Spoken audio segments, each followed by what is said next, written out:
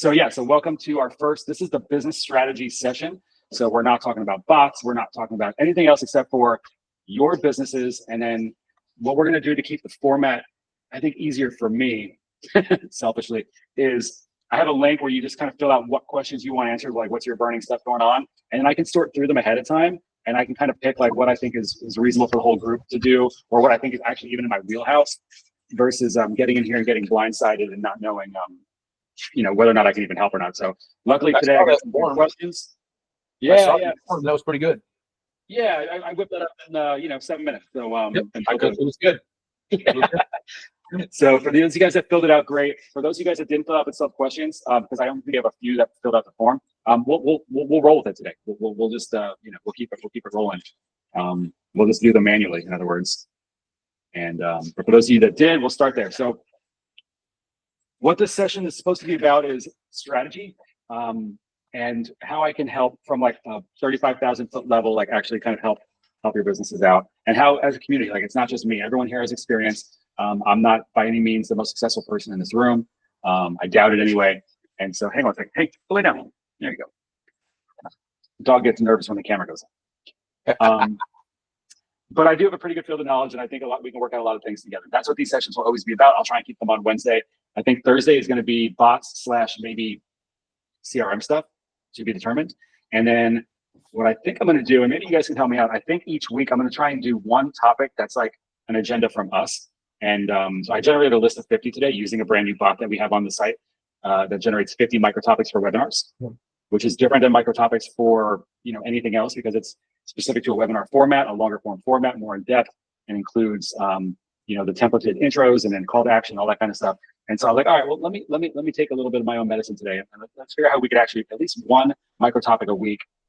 And I think the first one I want to start with is something along the lines of, because a lot of people are starting agencies, something along the lines of how to actually start making money or get your first clients with an agency, something along those lines, or how to pick your niche, or something like in those early steps of starting an agency that a lot of people are struggling with. So I'll ask you guys to weigh in, because you guys are the power hitters. You guys are the ones that are paying for this and getting the most out of it. So without further ado, the first question I have is about taking a pitch deck from text or PDF into like an actual PowerPoint, and that kind of thing. So if anyone here has any experience in that, I do. I can show what we've been using. We've been using a great platform. We're in the middle of a raise. I'm happy to share that.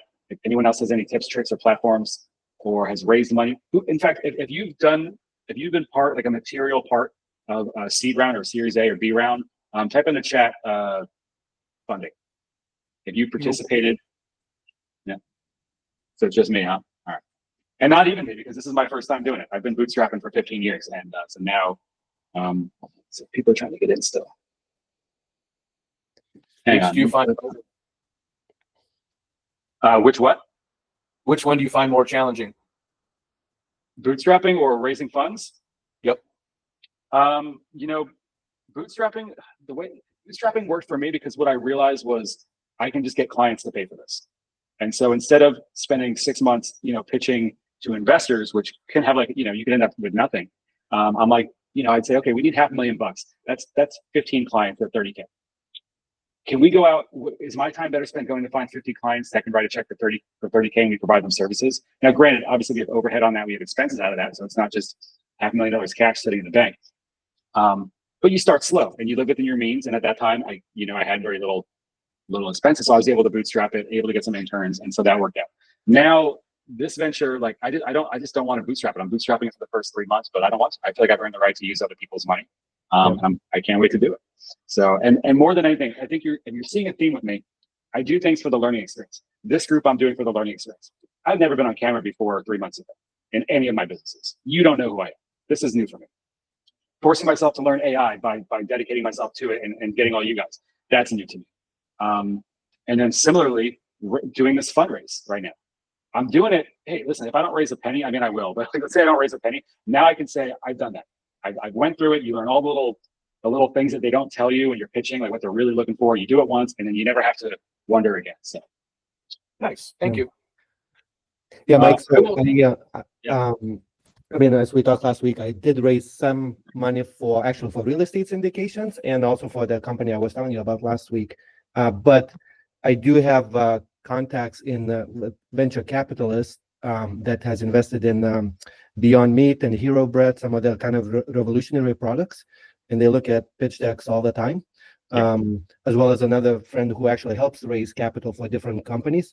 So if you need some feedback on some of your pitch decks, happy to take a look at this as well. And Yeah, man. Yeah, That's awesome. Yeah. And I would, I think I'm very grateful for you saying that. I would maybe keep that to yourself because you might get 650 messages this week. Everyone asking you to share your contacts. So I'm just going to put it out there right now, guys. Please do not inundate anybody and say like, hey, can you get me a meeting with somebody? Like, it's really for vetted ideas.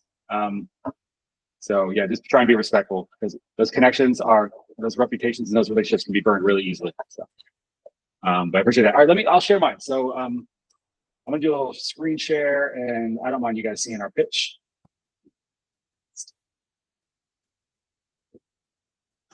Let's see, incoming calls coming in. So we use a tool called Beautiful AI, and I'll just start on their. I think I can start on their homepage. Even if I'm not logged in, maybe not. I like Beautiful. It's easy to use. And I don't even know. I think they just have an AI. Like, I don't even really see what the AI part of it is. There's some AI, but it's really just like a really nice templated pitch deck experience. And there's really nice templates. The pricing is moderate. I think I'm on the free version, and I think for the free version you can pretty much create it all. Let me see if there's. Yeah, or the only downside is it's billed annually. So, and they have to do that because otherwise everyone would only give them $12 and they would never log in again. So I support them doing annual because they have to, and they have to keep it feature rich. But for $150, I mean, if you don't have $150 to raise $500,000, then you should be raising, right? Now saying that, I think we're still on the free version, and it's been enough for me at this point. Let's go back and take a look at where's mine? Okay, here we go. So here's our pitch deck. It's by no means complete, but I'll just click play on it. And what we did is I used one of our own bots to generate. It's a bot that's not available to you guys yet, but I can make it available at some point to create a outline. We also have one that created an executive summary, and I have one that creates a business plan. I haven't released those to you guys yet because we're still kind of dialing them in, and I had to do a lot of extra work to get it working for me. And then like the business plan one is so robust that has to be like a separate tier or a separate charge or something like that. But as far as like the outline and like a pitch deck outline, I can make those available in the premium group, no problem. And then I basically just use my design skills. So I'll share this with you. All of the design work that you guys see, I do. That is me. That's not a team member. That's not a hired gun.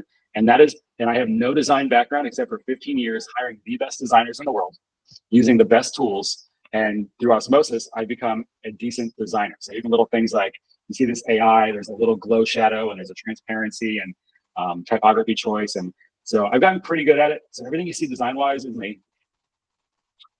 And I'll just walk you through. Here, we'll go 10. Leave me alone.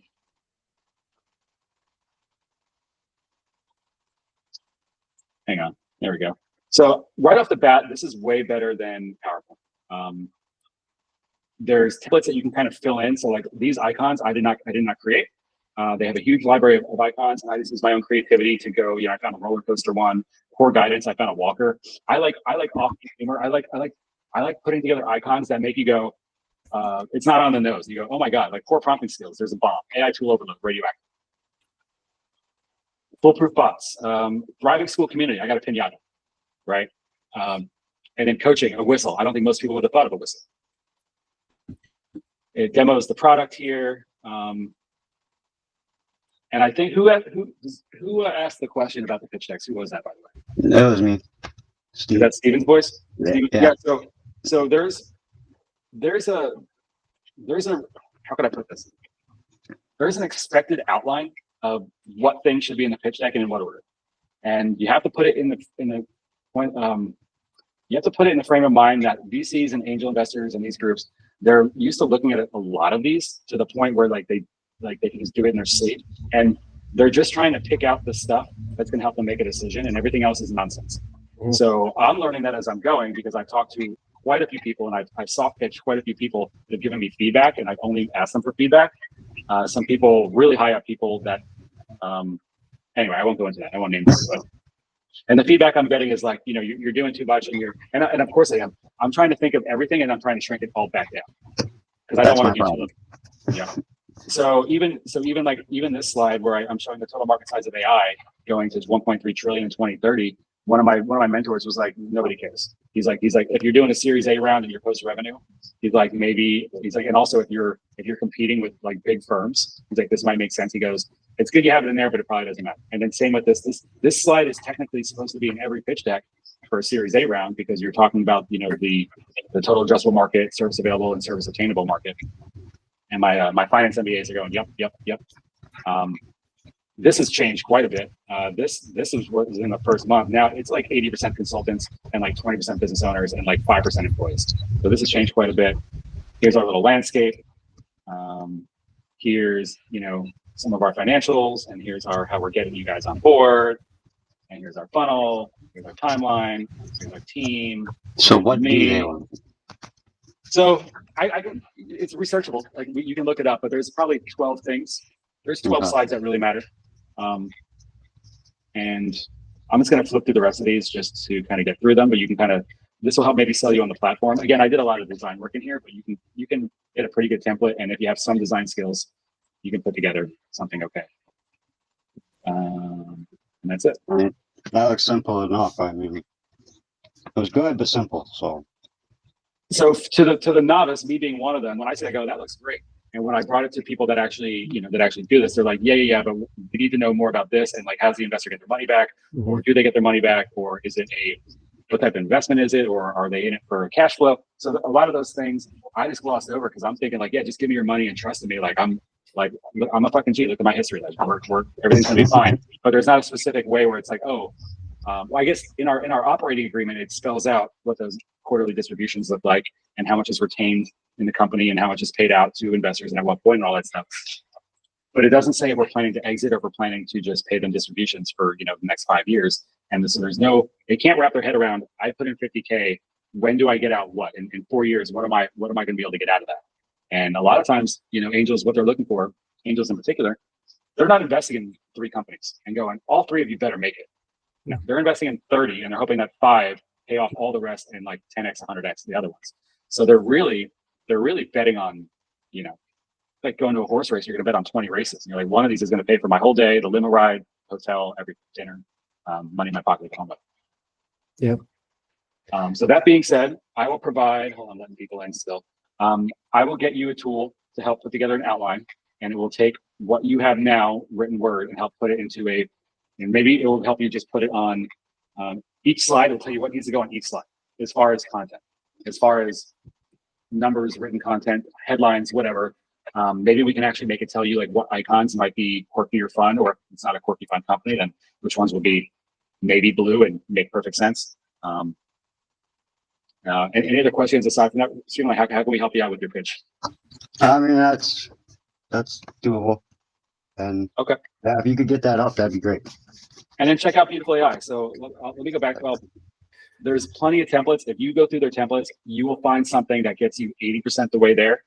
And then you got to pour yourself a tall iced coffee, stretch your fingers and just kind of design yourself, or find someone on Fiverr, Upwork that's like, pay $50, $100 to someone. And even someone at that low rate will be able to have some design experience and go, okay, I'll doctor this up and make it look good for you. They'll take it from 80 to 92. And then that's all you. Let me give you this caveat, and maybe Min can back me up. I've been told that sometimes if a pitch deck is too polished, it's a red flag, meaning too well designed as far as graphically. And because they're going, why are you spending so much time on this thing? Why are you not making money? Even knowing that, I'm like, I can't put out something ugly because we're a marketing and branding company. We're in this universe. It has to be pretty, but it also has to have all the stuff that they're looking for, just not overly done. And I might die on that hill. I don't know. I might die on that hill. If it's a tech company that you're literally like, would you give money to a marketing, design, branding company that has that background if they give you an ugly deck, just like bad spacing, like images that are stretched out, like just copy and paste? I can't do it. I can't do it. Ugh, yeah, I think it still needs to be professional, but you're right. I've been in some meetings where if the focus is so much on on marketing and pictures versus the meat of whatever the message is, then it, Yep. it is a red flag, right? It's like, so I've been in the quarterly business reviews where, I mean, we did it intentionally, where we focus so much on the beautiful stuff that kind of miss the point of what else is happening. Yeah. Right. Yeah. So yes, there's some truth to what you're saying. The biggest thing is clarity, right? Whatever pitch deck you're creating, people need to leave with the answers that they're looking for. So what is the proposal? What's that value proposition? What problem you're solving? And it needs to be really, really clear, because a lot of these investors, they didn't want to spend 2 hours on trying to understand your pitch deck. It's really, okay, what's the problem you're solving? How big is the problem? How are you going to make money? When are you going to make money? And when am I going to make money? Right? Yeah. I mean, in essence, that's really the big questions. So There's a through line that each slide gives them like a couple of words of that through sentence, and at the end they should be able to make one sentence and go, okay, so you're doing this for this to these people, and this is the problem you're solving, this is how big it is, and this is how you make money, this is how you get my money back. Yep. And now on top of that, what I also was told most recently was, I thought like, whoever shows up to the pitch, you nervously have small chat for a couple minutes and then you just go into it. And what I've learned is I probably have to do a 2-minute demo before I even get into the pitch. Like, hey, I'm going to start with a demo. I'm going to show you the product, how it works. And then we'll get into the pitch, and that should answer all your questions, because it was awkward. I don't know if you saw, there's one slide that has like a 2-minute demo in the middle, and it feels like you lose your momentum right there, because you're pitching. And then for me, I'm like, now watch this 2-minute demo while you stare at my face, watching you watch demo. And it just wasn't good. So what I'm going to do from now on is do a live demo and then not even worry about the pitch deck until they're like, okay, cool, this looks great. So let's get started. And I'm like, all right, great, let's go into the deck. And then and again, because I'm so new at this, man, if you're like, no, don't do that, I'd love to hear that as well. no, I think that makes sense. I haven't been to too many like tech type of pitch decks or presentations, but it makes sense from what you're saying from the flow and momentum point of view.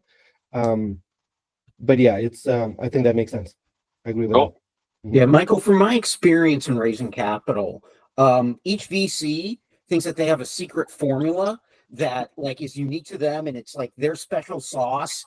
And like, well, that applies to that VC firm, but if you're going to apply to us, it's got to be this way. And they're all idiots. The whole trick to raising capital is to create FOMO. Okay. It's just psychology. If you can convince them that one of their competitors is putting the money in and they gotta like get there first, then so it's like you want to get into a situation where it's not like, okay, we're trying to get one lead investor and a bunch of follow-on investors and we're oversubscribed. You want to get them fighting with each other a little bit to like bang their way in. And if not, then you're chasing them, and then it's a total stupid game. In terms of the pitch, the demo video, there's a really cool website. I think it's called The Calm Company, and they actually have like a templated guide that takes you through how to make a pitch video. And actually, like, again, it's for them versus another company that's going to say, no, you do it this way. But at the end of the day, I'm kind of where you are at, where it's like, look, there's like 7 basic slides that you need. And, and each slide has to answer the question. Now, do you answer it in 1 slide or do you answer it in 3? All depends on how much detail you need. But if you have like, if you spend 4 slides on answering 8 questions, okay, now you're at a 30-slide deck, you're done. Forget it. Too late. Yeah. And so it's like, what I really liked about this other approach is it's kind of more customing it to based on where you're at, we need more detail here, less detail there. Yeah, I couldn't agree more. It's going to be unique. It's going to be unique to your pitch. And you brought up something I didn't even mention is, and this blindsided me, was one of my mentors, and this is early in the stage, was like, yeah, he's like, you need to make a pitch video. And I was like, mother.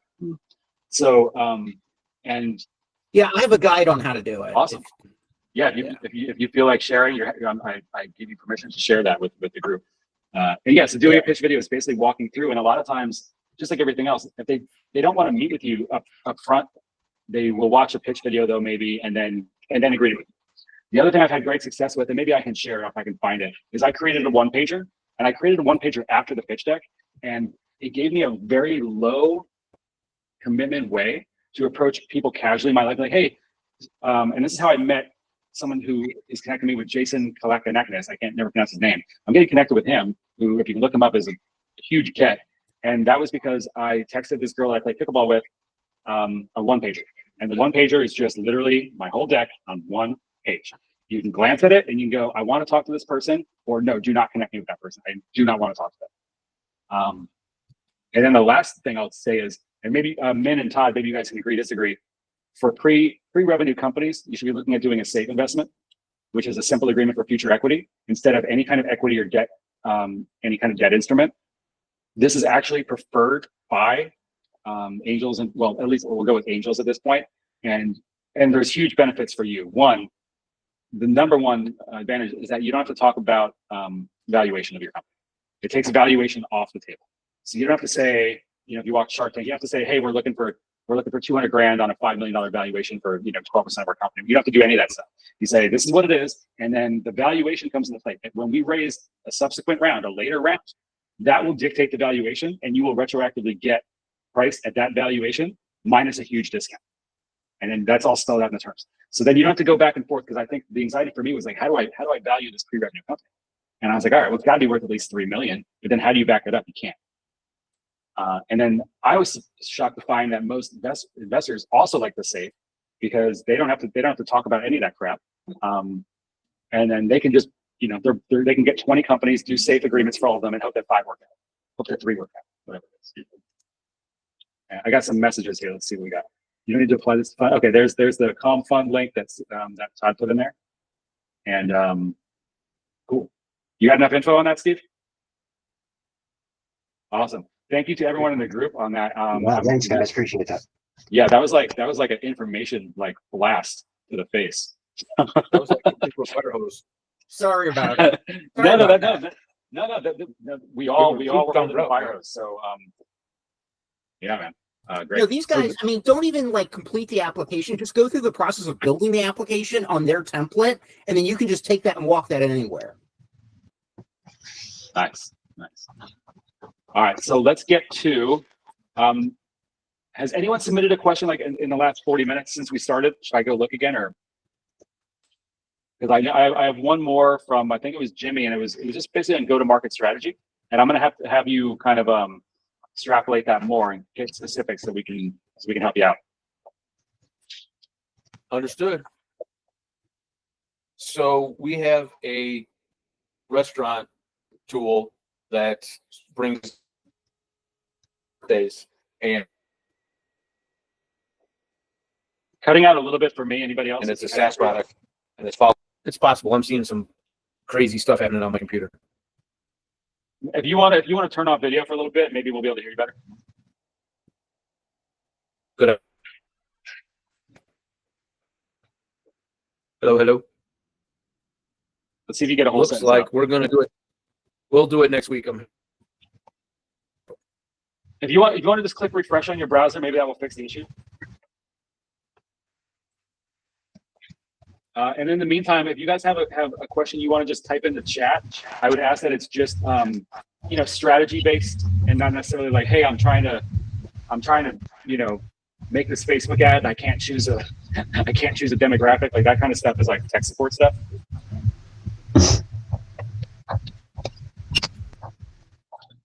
Yeah, we heard you, Jimmy. I'd say refresh your browser, see if you can get back in, and we will address it, or you can type some of it out if you want. But in the meantime, this is your time. So who else has got something going on with their business that they need help with, strategy, want to talk it out? This is a therapy session today. I do, but Jared has more of the precise questions than I do. He's just a little bit better at this part of it than I am. That's the reason why he's my business partner. But he should be here still. Yeah, so my questions basically are, so when you're trying to get venture capitalists, what is the best route to reach out to them? I know it's kind of hard getting a hold of them. That I'm still learning. Luckily, I had a network, and I've just been like really well. I will share what I did. I made a spreadsheet of every single person that I know, every contact I had on social media and in person. I wrote them all down in a spreadsheet. I ranked them based on our relationship. I ranked them based on their personal wealth, and I ranked them based on their ability to refer me to somebody else. And if I can pull that up, I will. Or if I can give you like a template of it. So I started with my own network because I still don't know how to cold outreach to these people. I know I wouldn't want to be cold outreached outward or whatever. And so yes, there's a couple of big networks that like you can like literally submit an application to, and I haven't even done that. So I'm going to defer to probably Min and Jimmy and Todd, and maybe they have some more experience, and Joseph if they have more experience in that realm. And I Maybe might be able Doug to too. take that information and sprinkle some of my AI fairy dust on there and Yeah, what else we can please do. do.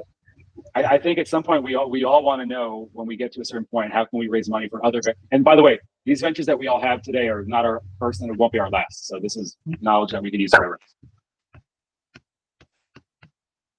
True. Anybody have any inkling? I'm looking at Todd. I'm looking at Min. And the question was, I'll reframe it, was like literally figuring out who to pitch outside of our own network. Just getting into those angel groups. I don't think any of us are really at the VC level, but angels and that kind of thing. I have nothing to offer other than referrals, going after the people that know. Awesome. Let me find my little spreadsheet here and I can share that with you. Yeah, I mean, referrals, I agree. That's the best way to approach it. But there are companies that have these massive lists of all angel investors, typically by some type of industry or niche. That, if you partner with them, they'll team you up. They'll send your deck to all of them, or your teaser to all of them. So I haven't personally used it. I just know they exist. But overall, these circles are fairly small. Once you get in touch with a few of them and build those relationships, you can get exposure to quite a few of them very quickly. And maybe you can back me up on this. It's really important to make sure that that his first meeting goes well, because those circles are small. And once something gets a stink on it, you might as well not pitch. You might as well not pitch anybody else. It's a waste of time. Correct. Yeah, super critical. Yes, thanks for calling that out. Because it's a click like anything else. Nobody wants to be the person that went in on something when everyone else passed on it. It is just like high school. It's just like middle school. It's just like every other click. And they're all trying.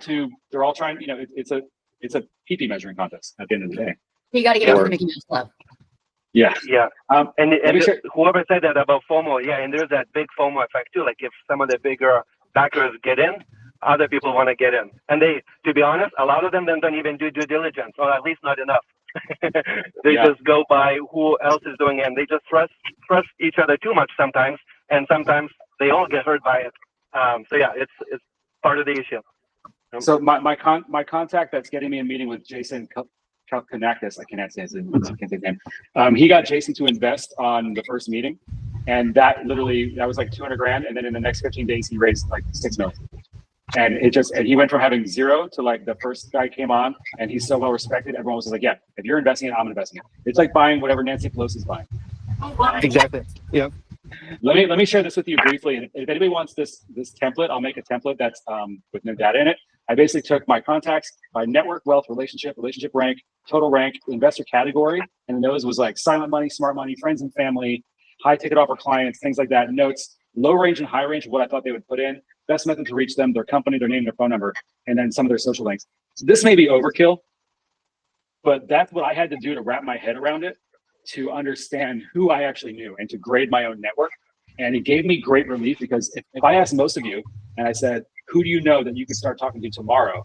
You'd go, well, I don't know, maybe my aunt, but maybe you'd probably stop at 3 people and then you'd give up. You'd be like, I don't know. Because that's when we're living in our head and we're trying to think about it.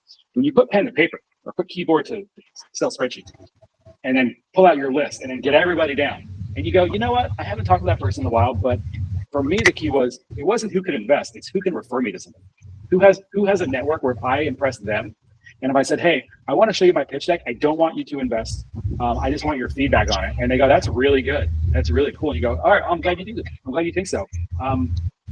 Don't you know that guy? Like, what about your boss? Or isn't your boss's friend? Doesn't he invest in like restaurants or something like that? And that's how the conversation started. That's how it started. Let me throw out another parable here. No, that's the right word. We talked about FOMO. We talked about getting stink on it. Did I lose my train of thought? Oh, what we did talk about is this. If you want advice, ask for money. And if you want money, ask for advice. So when you're talking to friends and family, and not even just friends and family, but people in your network, if you approach people and say, hey, I'm hoping that you're going to become an investor and I want to show you my pitch deck, what you will get is advice. they will say, hey, it looks great. If I were you, I would do X, Y, and I would do Z, and keep plugging. You're going to get there. If you ask them, say, hey, I got this pitch deck and I really value your opinion. I'm about to pitch a bunch of people, but before I do, I'm nervous. Can you take a look at it with me? And then you don't even ask them to invest, and you go, oh, thanks so much. You'd be surprised. Somebody goes, so what's like your minimum investment? Like what are you trying to do here? They'll start asking you buying questions. That's great advice, man. That That's is awesome. that is psychological warfare 101. And I've been on both sides of it. And 100%, if somebody starts off a conversation and they want money, I'm already like, I'm already a hard no. And then I'm going to figure out my way out of it is how do I give them advice and then give them some value and send them on their way. But if they come to me like, Mike, like one of my old employees, a bunch of my old employees have approached me with business ideas, and I've given some of the money. I've given some of the money because they didn't ask. They really wanted me to, and they probably tricked me, but they really wanted me to weigh in on what they were doing. And I'm like, hey, I'll throw 20 grand at that. Sure. Good luck. So, Jimmy, let's see if we can hear you. How about now? Is my voice coming through less crackle-lackly? Yeah, it sounds great. Yeah, you're not cutting out. That refresh was the trick, man. So a lot of what my questions were just got answered.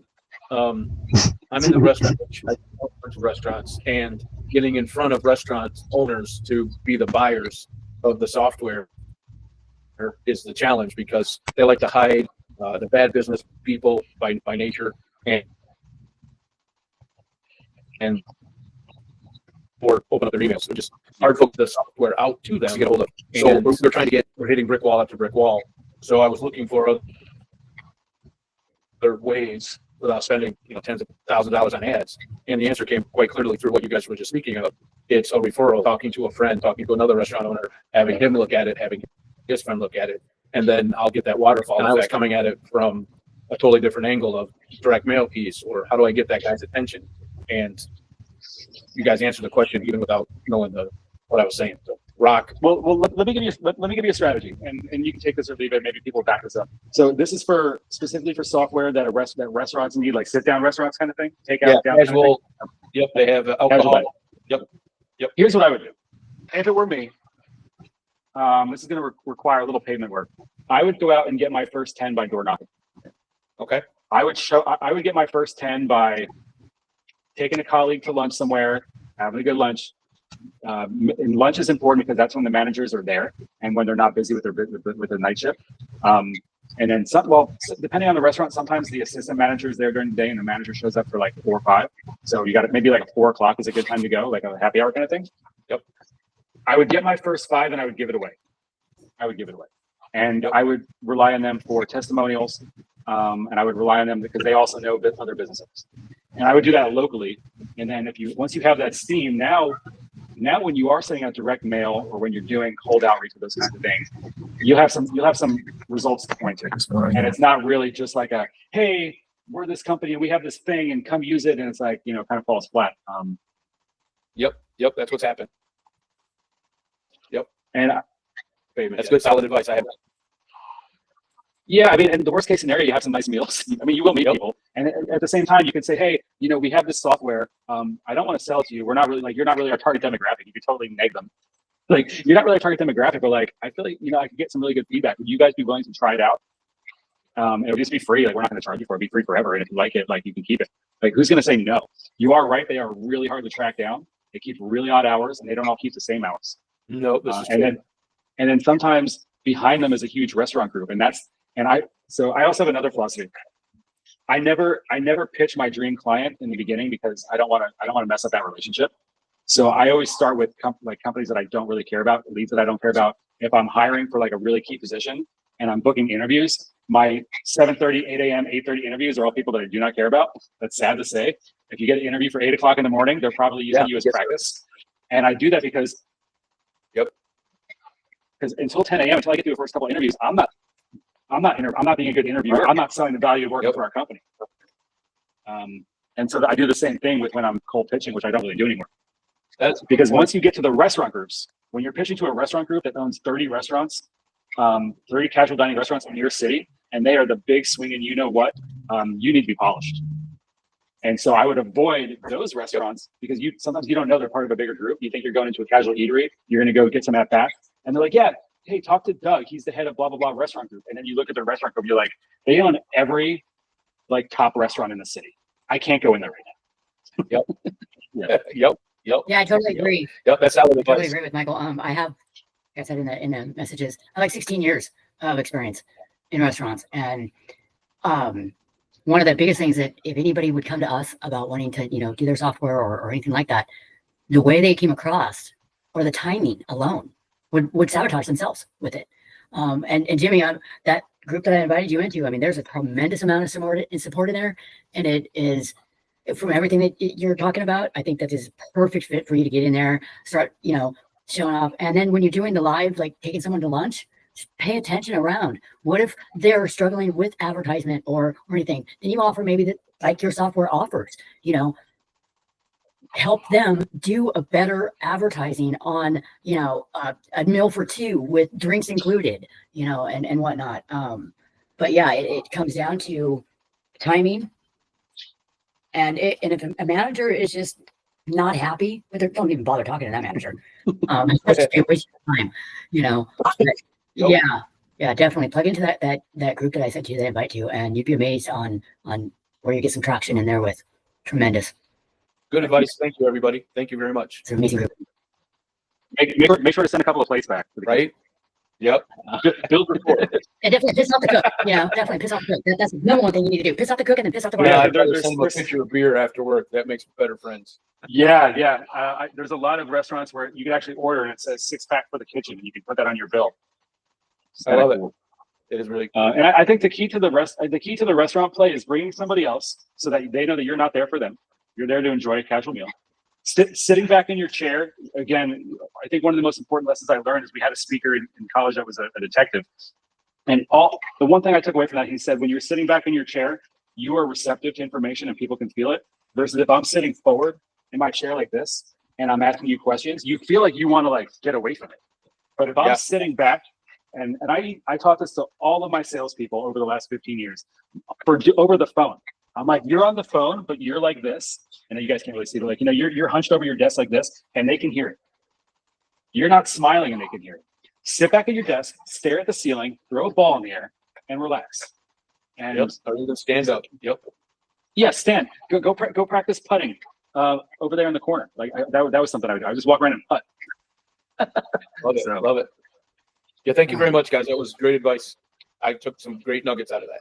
Thank you. Bobby's a great person to talk to about that stuff too. Let's see. So I don't mind going long today. If we want to keep on going on other topics, if you guys have any other things that are going on in your business that you want to kind of flesh out, I think you can already tell this is a great group to do it with. How to integrate AI, how to approach people to integrate AI services into their businesses, their So adventures. we're gonna have to get much more specific. So Let's get specific. me and Jared, I mean, we offer solutions, integrating AI into your businesses. But most companies out there right now are saying, here's this and this and this. We are taking a different approach. We are actually going after the people individually, getting to know their routine, what they do, and how that affects their business.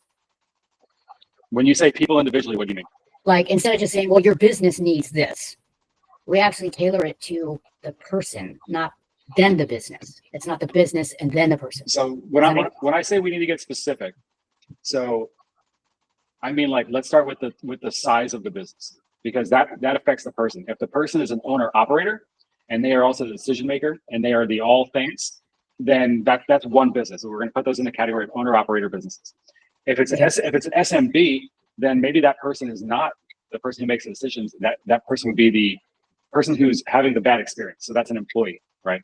So you'd say, we're dealing with this company and all of their accountants or all their financial people are having this issue, and then approaching them versus approaching the business owner. So let's get real specific so I understand. Pitching services, so that's vague. Pitching what services, which AI services, to which types of companies, meaning stage size, and then in what industry, and then we can help you out. So what we're going to do is pitch AI voice flows, and they set appointments to calendars, and we're going to send that to HVAC companies, plumbing companies, construction companies, basically like that, or anything that needs an appointment center. And basically there are owner operator companies or companies that have maybe like 2 or 3 franchises in that city or whatever like that. Okay. Yeah. So that is a very, it's I'm not going to say that that it's a red ocean. It is being done. Those people are getting those phone calls already. But if you can really do it better, there is high turnover, so you could probably get them to switch. The reason why you could probably get them to switch to you is they have hired probably a minimum of 2 companies already to do this in the past 2 years, and they've been burned by at least one of them, if not by both of them. And that's because they're run by 2 25-year-olds that don't know what the F they're doing. Okay, that's a gross. It's a gross characterization of what's happening, but I guarantee you that story is very common in the people you're going to talk to. Yeah, that's one of the Your selling point is that you guys have experience and you have a track record and you're not 25. That's going to be your selling point. And you have a AI background, what's it called? A track record of success, and you have a unique solution that gives them exactly what they want. They have gotten these phone calls before, and that will be your challenge, is you're going to have to go, no, we're different. Give me 5 minutes. But before we can even get that sentence out, the conversation's already done. Now you can reach them by ads. The caveat there is if they're the type of people that click on those ads, they're the type of people that have already hired these services in the past. I guarantee you that, because they have money to burn, they have good revenue, they have good margins. They're trying to grow their business. I run into all sorts of things with these people where sometimes they cannot scale. They cannot handle the leads that I'm sending them. They can't handle the live transfers. They don't have the manpower to service more homes. Yep. They can't get out of their way. And so they want to grow, but they're also not willing to delegate and willing to scale. They want more money for free, which doesn't work. The other issue you're going to come across is a lot of them are owner operator. So not only do they own the business, but they're actually out there doing the work at the same time. And those are the most stressed out individuals you ever want to speak to. Who's an HVAC guy or a plumber or a big landscaper? They do pools, or they do what's it called, hard pack? What's it called? Where they do concrete and all that stuff. That are actually in the field, hardscaping. They do all that stuff all day long, and they also answer with their own phone. Right. Yeah. They're really, Yeah, it's brutal. Now there's that next version of the company, of those companies, where like they have like the local commercials on TV. I'd go after the ones that have the local commercials with the silly jingles and the 800 number, and they're on the radio. Those guys, they have huge fleets. They're already spending money, and they already have people that are answering their phones. Those are the people that you want. and I ran into in the roofing world, the big commercial guys are way better at it than the individual small home. The guy that's putting on commercial. Yep. Differently, they write bigger checks, they take bigger checks. They're just different breed of Yeah. They write bigger checks, they bother you less. And I won't say this for all HVAC people or all home services people, but a lot of them, they went out on their own because they were a bad employee. And they're like, it's F my boss, I can do this on my own. They get their cousin, they get somebody else, they form a little company, and hopefully they get it done. But a lot of them are, they're struggling. And there's no amount of leads or anything that can really help. So yeah, they're using money from this job to pay off the next job. yeah, Their child support. Yep. we're really characterizing.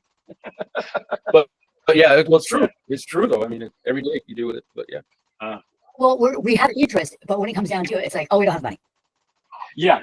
So yeah, the main issue is gonna be money. They literally, they're like, well, I've had because remember I sold one of these companies last year. I had a lot of them say like, hey, I'm gonna get paid from this job next week, and when I do, I'm gonna you're the first person I'm gonna pay. And then it was just like, you chase them around for 3 weeks. So if I can give you anything from my experience is, if I can do it over again, and granted, I had a good experience. I sold the damn thing for X amount of dollars. I would have went door knocking. I would have went down to the, to the big companies. I'd have been like, hey, this is what I'm doing. These are the people I'm already working with. I'm working with all these small fries. I can replicate that in your business, and then whatever, 15 grand a month plus, some variable thing, and have a way better client, 25 grand a month instead of like 1,500 a month. And like, you're chasing around the guy, and the guy's calling you every day and going, well, I only got 6 leads today, but I got 10 yesterday, and I got 2 on Friday. I'm like, I'm not doing these conversations. I'm not having this conversation with you. More like Home Depot or like bigger corporate companies like that. Then basically. They won't talk to you. They won't talk to you. You're really looking at companies that had 15 years of proven success, and they have a fleet. That's what you're looking at. But having said that, just like we told Jimmy, go out and get your first 5 owner operators and go make all your mistakes with them.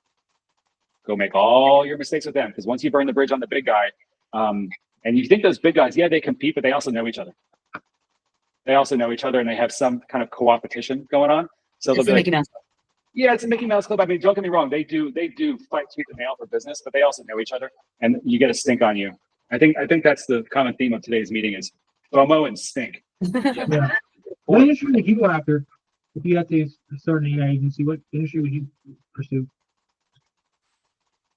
So, I don't know if I would pursue necessarily a niche. Yeah. And I don't think I mean, don't get me wrong, I would. I think I would be pursuing not leads and sales. This is just from my perspective, only knowing what I know now. But I also don't have confidence in anything else. So like I wouldn't be able to do like an operations or like a legal or like a recruiting or something like that. So if I had the skill set to do like operations or something really unsexy, I would do that to companies that nobody's approaching. Because there's a lot of companies, we just drive down the freeway and every big industrial warehouse building, every building you see that's not a storefront and isn't advertising TV, all those companies are the ones that are really making money. Like if I look out my window right now, there's an auto body place on the corner that has 700 cars going in and out of it every single week.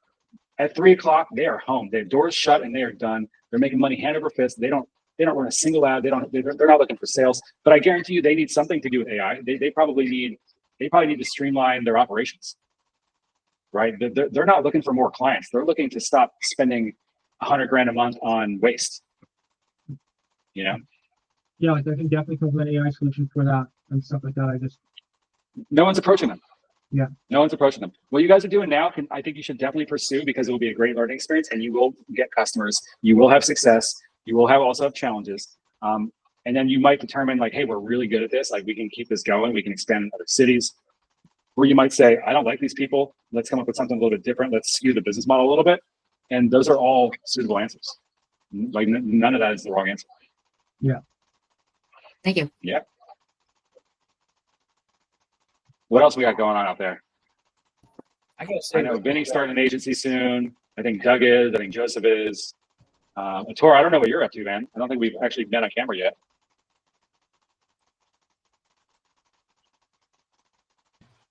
Yeah, hi. I actually have started an agency too. And Started also, I've also started an agency in the marketing side. But I also have my other startup like daycare management and real estate management company. Okay. Yeah. So, but this is the side hustle. But also, I mean, I work full time. I am actually a program manager consulting. Work with Google, Cisco, and all the other company. But more like a consultant for 6 months, 1 year. But I'm trying to get away from that and build my own startup and go from here. When do you sleep? I heard agency, another startup, daycare management, real estate management, and a consultant, and you want to start another company on top of that. Yeah, So my answer those, I'm sorry. So those company actually have a partner with that. So I help them to build that company. So I have a shareholder for those. Okay, got it. But I'm not running this company yet. So what's a business struggle that you're facing right now that maybe the group can help knock down for you or help give you some insight? Yeah, sure. So the current marketing company, I don't have any marketing sales people now because I have tried some overseas telemarketing company and that didn't work well. And then I don't want to spend too much money on those marketing, like those telemarketing stuff. So that's why I only use this AI type of calling voice over thing. So I can get like qualified leads from this AI, and then have one of these salesperson to close the deal, right? So I just have only like me and that one other person for marketing who is working part time, and all my work is outsourced. I have a team in India, team in Africa, and all over the world, right? So they work for me, but for marketing sales in here, I have only one, but once this company goes up, then I will hire some more guys, some more people in my team. So that's where I'm right now. Yeah, and there's another adage. So we're going to drop another little knowledge bomb. There's an adage that goes, never hire just one salesperson ever. Yeah. If you're hiring one salesperson, you might as well as not. And the reason being is that you will never know what their level of competence or commitment or ability or finesse is. When you hire two, they immediately are in competition. And now you can take an equilibrium of their combined success and start to figure out what is what is normal for a month's work of outreach or whatever that is. Yeah, I've seen that as well. Is you hire in pairs and then you can bench them against each other. Basically, is what you're saying. There you go. Todd puts it simply. I stumble over my work, but that's it. You're using the benchmark off of each other, and then you can add more people in. If you have just one person, you don't know if they're doing a good job or not. You're going to have to take all of their excuses at face value. So when they say the leads aren't good, this person didn't call me back, I'm not getting a hold of anybody, you're going to have to take that seriously instead of being able to dispute it and going, well, Todd closed 4 deals today, and he's got the same leads you did, right? And then they go, oh shit. So, but now to that end, I know Bobby's ready to get in on this. You can hire 10 AI agents. Here's my favorite thing about the AI agents. Everyone's excited because it's fun and it's cool and it's interesting and new. Here's my favorite thing about it. I have all 700 of your phone numbers. With one click of the mouse, I can call you all at the same time. Exactly. I can call you all at the same time and go from having no appointments to having 200 appointments on my schedule with And one agents click are of the different mouse. than bots. Agents are different than bots. Hmm. So yeah, I was just gonna, say we could have a conversation, Ator, if you want to, just to kind of like just start a conversation, kind of just go from there if you wanted to. So, in terms of bot or In with you just exploring the avenue of AI. okay, So like, I can give you some information. We can talk. definitely. Thank you. So you had my email, or you do on the chat? Yeah, just put it in here in the chat, and then we can touch bases with each other. And my business partner is Jared, that's in here right now. all right, Kira. So I'll send my business email, share my business email there.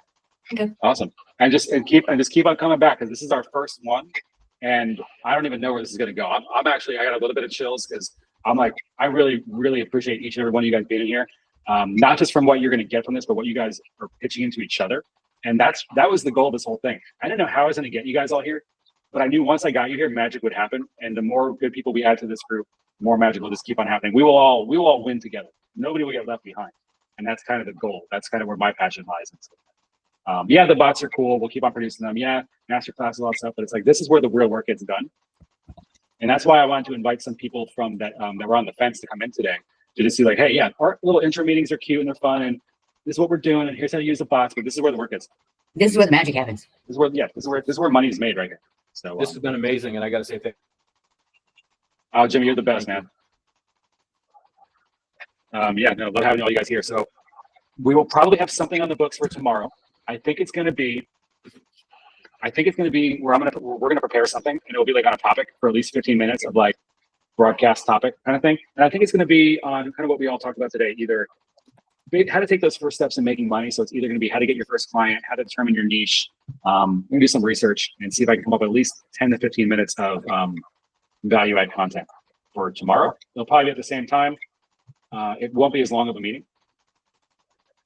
But we'll probably do that. We'll probably do that every week, and I think I'll probably invite some of the people on the fence to that as well. Just because it's not really like anything needs to be behind a paywall or a gate. Like we're just going to be helping people kind of take those first steps, and then the stuff that will remain with just us is that high level, real deep strategy stuff.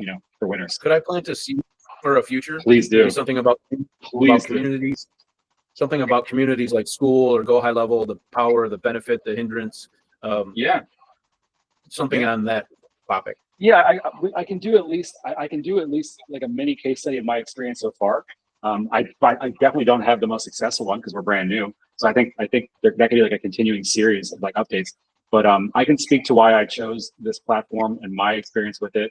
I actually love it. I mean, yeah, there's a couple things that are holding us back. But luckily, we just, like I can't house any bots on there. There's a lot of things I can't do creatively on there. But then I move it to our agency website and just finagle it over there. So it's been okay. And then obviously High Level is doing a lot of the work as far as Also another texting, getting you guys here. Yeah. There's also And another, I've been in High Level since 2019. If anybody needs any help with automations or web or any of that stuff, I've had my ass kicked back and forth and they change every day. But if I can help anybody, let me know. Just reach out. Yeah, No and I think I think one of our sessions each week will be on that, especially when I get those of you guys that don't have a CRM, we're going to be offering you a way to get one either for very low cost or for no cost for being part of the group. And then in our CRM sessions, we're only going to be talking about High Level, and our version of it is called Live Ninja. It's just our branded version that has a couple of extra little tweaks in there. No way. You're like, I won't be helping people. I won't be helping people with like Salesforce because I don't know Salesforce. I won't be helping with HubSpot, but we can help people with high level. So, Yep, me too. If anybody needs it, no cost, just kind of offering out the knowledge that I've had. there's also well, another that, option to be housing your bots, by the way. say it again. There's also another option to housing your bots. Yeah, there is. I like having complete able to hard code though, and especially would. if you're using API stuff. You would be able Yeah, it's not that I don't trust it. I'm happy with using our current platform until there's a lot of intricacies with building backend servers so that we're obfuscating all of our API keys and stuff like that. So it gets complex on another level. It does. It really does. Yeah, it really does. So, well, I was happy to go longer, but I think that's it. If nobody has anything else, thank you guys all for joining, and we'll do the same thing next week. I'll have a question form up and bring your questions. Thank you so much for your time, you guys. That was Thank you great. guys. You guys are the best. See you guys. Thank you. Thank you all. I'm totally stoked. Thanks. Yeah. Totally stoked.